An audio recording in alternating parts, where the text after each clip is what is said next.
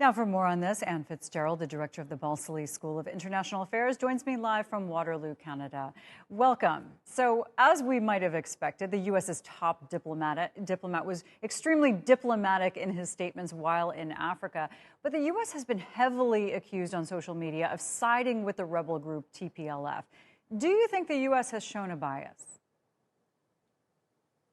Well, I think it's not for me to say whether there's bias or not. It is that there are perceptions that there is a bias here, and perception, of course, is reality. How have those perceptions emerged?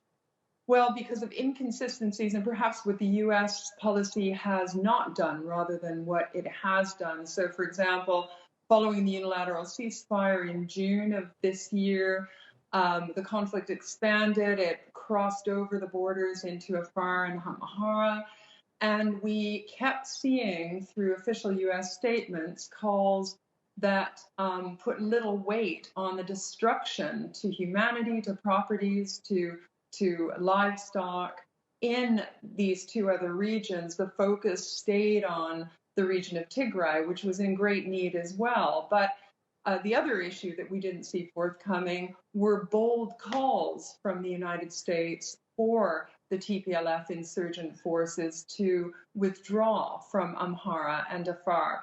And the last thing that we haven't seen, which has been surprising based on the fact that the TPLF insurgent group started the conflict and actually has expanded and prolonged the conflict, are punitive measures that have been lodged towards the feet of the TPLF leaders. We have only seen punitive measures in the form of sanctions or the threat of sanctions lodged towards the Ethiopian government and the Eritrean government, and not the TPLF leaders. So I think those perceptions are real and are leading to the conclusions of bias.